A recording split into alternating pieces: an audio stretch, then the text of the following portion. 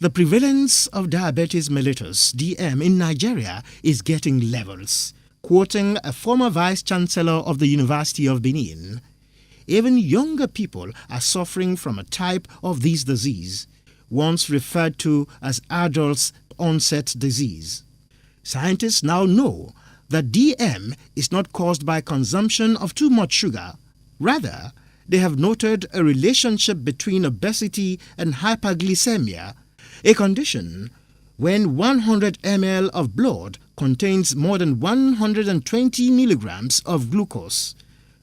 What could be the cause of this devastating disease, and why is it on the increase? Dr. Abia Okon comments on these points. Diabetes mellitus. What first comes to mind when one is talking about this is the enormous quantity of sugar that accumulates in the bloodstream.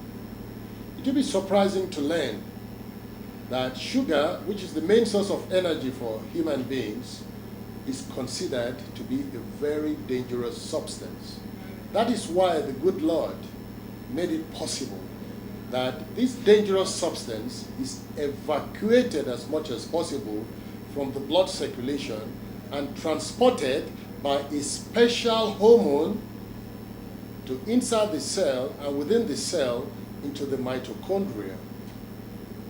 Insulin, like I've said, is a hormone. That is, it is produced in the beta cells of the pancreas and transported without really going through a pipe, but is transported straight to the blood circulation and carried to the site where it is needed. Like I said, sugar is dangerous. It must be transported immediately from the blood circulation right into the mitochondria, where in the mitochondria, sugar is metabolized into adenosine triphosphate energy. Like I said earlier on, it is the beta cells found in the pancreas that produces this insulin. The pancreas is an organ found right behind the stomach within the abdomen. The beta cells produce this insulin, and while it does that, it generates a lot of free oxygen radicals. There is no doubt, however, that it is these same free oxygen radicals generated by these beta cells that finally turns around and destroys part or all of these beta cells. If these beta cells are partially damaged, the quantity of insulin as well as the quality of insulin produced is just partial, and therefore we still have some quantity of insulin floating around. Then we have the type of diabetes called type 2 diabetes. In other cases, when the destruction of the beta cells is total and complete, no one single insulin is produced. In such cases, not a drop of sugar is transported from the bloodstream to the mitochondria. All the sugar remains within the blood circulation, causing the very deadly type of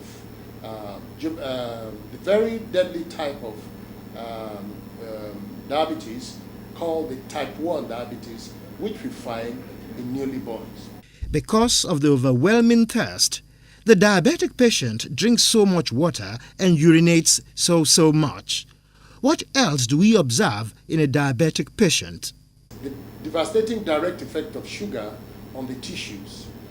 We find that when sugar acts on the lens of the eye, it causes dehydration of the lens and therefore leads to blurred vision in the individual. That is why diabetics find it difficult to see in the night. Secondly, the direct effect of sugar on the vagina, for example, encourages the growth of Candida albicans. That is why people who are strongly diabetic suffer from vaginal thrush. Apart from that, let's look at the indirect serious effects of high blood sugar.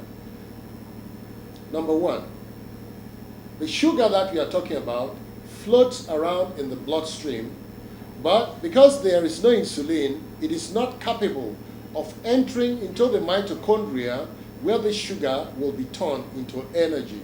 So you have in diabetics conditions where you have a lot of sugar floating around in the blood circulation, but unfortunately cannot get into the mitochondria to produce energy. What do we notice? We notice that such people have low energy production and they are always very weak.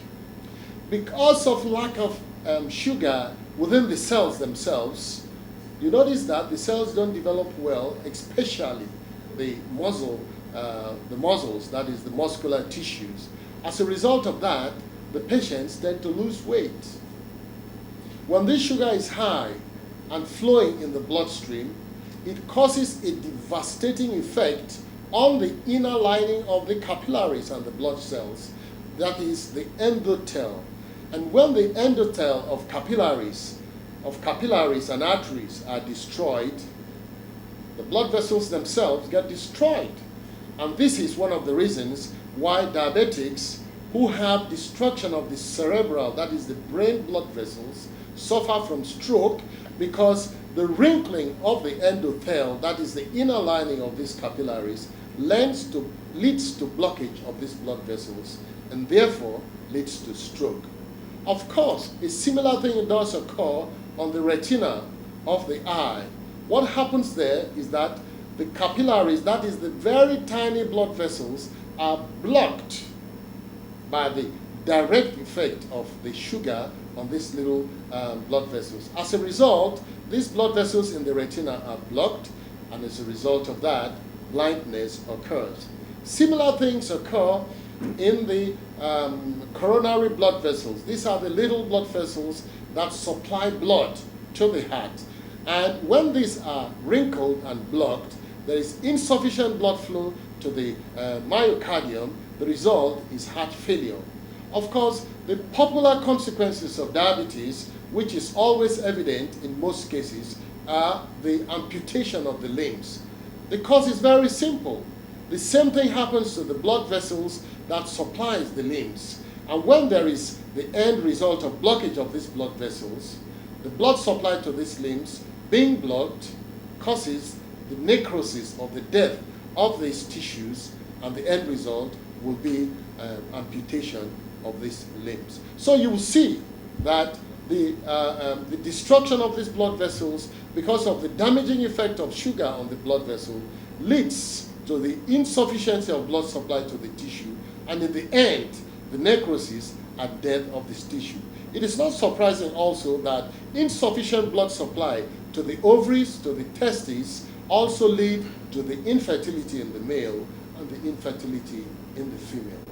But talking about consumption of whatever, you must have noticed during the presentation I've been making that I have always emphasized the consumption of balanced diet with plenty of antioxidants, because the damage that has been noticed in the beta cells has been noticed on the genes.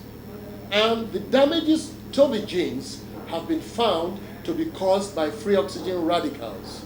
And we know very clearly from recent researches that the mopping up of free oxygen radicals clears the way to the damaging substances.